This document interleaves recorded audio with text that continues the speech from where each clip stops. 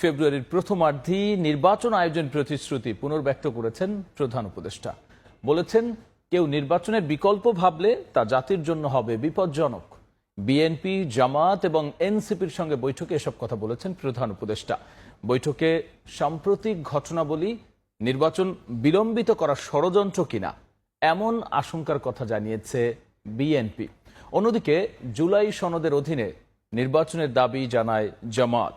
নতুন সংবিধান প্রণয়নে আগামী নির্বাচন গণপরিষদ নির্বাচন করার দাবি জানিয়েছে এনসিপি। নির্বাচনী দাবি দেওয়া এবং জুলাই সনদের বাস্তবায়ন প্রক্রিয়া নিয়ে মত দ্বিমত রাজনীতির মাঠে। এসবের মধ্যেই দেশের প্রধান তিন রাজনৈতিক দলের সঙ্গে রোববার বৈঠক করলেন প্রধান উপদেষ্টা ডক্টর মোহাম্মদ ইউনূস। বিকেল 4:15টায় প্রধান উপদেষ্টার বাসভবন যমুনায় প্রবেশ করেন জামায়াতে ইসলামীর 4 সদস্যের প্রতিনিধি দল। বৈঠক শেষে দলটির নায়েবে আমির সৈয়দ আব্দুল্লাহ মোহাম্মদ তাহের নীলনকশা নির্বাচনের দিকে যাচ্ছে কিনা এমন আশঙ্কা জানিয়ে বলেন, এমন নির্বাচন হলে অংশ নেওয়ার পথ সংকুচিত হবে। জুলাই সনদের আইনি ভিত্তি এবং তার অধীনে নির্বাচন আয়োজনের দাবি জানান তিনি।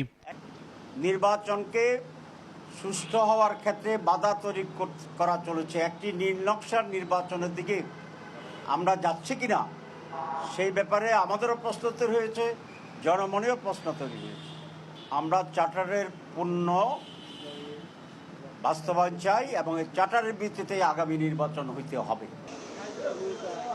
বিকেল 5:40-এ যমুনায় প্রবেশ করেন এনসিপির মুখ্য সংগঠক হাসনাত আব্দুল্লাহর নেতৃত্বে 4 সদস্যের প্রতিনিধি দল। বৈঠক শেষে দলটির সিনিয়র যুগ্ম আহ্বায়ক আরিফুল ইসলাম আদি বলেন, জুলাই সনদের আইনি এবং সাংবিধানিক ভিত্তির জন্য গণপরিষদ নির্বাচনের দাবি জানিয়েছে তার দল।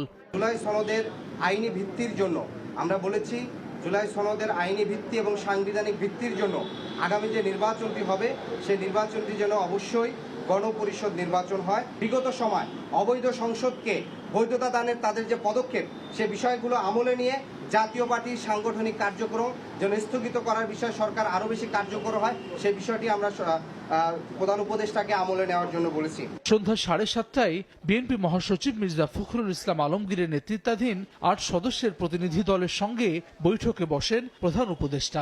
বৈঠক শেষে বিএনপি মহাসচিব বলেন, ঘোষিত সময়েই নির্বাচন আয়োজনের প্রতিশ্রুতি পুনর্ব্যক্ত করেছেন প্রধান উপদেষ্টা। মির্জা ফখরুল বলেন, অশুভ শক্তি নির্বাচন বানচালের চেষ্টা করলেও সেই সুযোগ পাবে না। আশঙ্কা যে নির্বাচনকে বিভিন্নভাবে বিলম্বিত করার লক্ষ্যে এই ধরনের কিছু একটা শক্তি কাজ করছে, কোনো সুযোগ নেই। তবে এর কোনো সুযোগ নাই। নির্বাচন ঠিকই সময় আমরা যেটা শিডিউল ঘোষণা করা হয়েছে সেই শিডিউলেই নির্বাচন ঘোষণা হয়েছে। প্রধান উপদেষ্টার প্রেস সচিব শফিকুল আলম বলেন, প্রধান উপদেষ্টা স্পষ্টভাবে জানিয়েছেন ফেব্রুয়ারির প্রথমার্ধেই নির্বাচন হবে। নির্বাচন ছাড়া কেউ অন্য কিছু ভাবলে তা জাতির জন্য বিপজ্জনক হবে। প্রধান উপদেষ্টা স্পষ্টভাবে জানিয়েছেন, তিনি জাতির উদ্দেশ্যে ভাষণে নির্বাচনের যে সময় ঘোষণা করেছেন, নির্বাচন সেই সময়ের মধ্যে হবে। অর্থাৎ ফেব্রুয়ারির প্রথমার্ধে একটি অবাধ, সুষ্ঠু ও উৎসবমুখর পরিবেশে নির্বাচন অনুষ্ঠিত হবে। সকল রাজনৈতিক দলকে প্রধান উপদেষ্টা নির্বাচন নিয়ে আবারও তার প্রতিশ্রুতি জানিয়েছেন। তিনি বলেছেন, নির্বাচন ছাড়া কোনো বিকল্প নাই। কেউ যদি নির্বাচনের কোনো বিকল্প নিয়ে ভাবে, সেটা হবে এই জাতির জন্য গভীর বিপজ্জনক। 3 রাজনৈতিক দলের সঙ্গে বৈঠকের মাঝে ঐকমত্য কমিশনের প্রধান ডক্টর আলী রিয়াজ প্রধান উপদেষ্টাকে জুলাই সনদের অগ্রগতি সম্পর্কে অবহিত করেছেন বলে জানান শফিকুল আলম।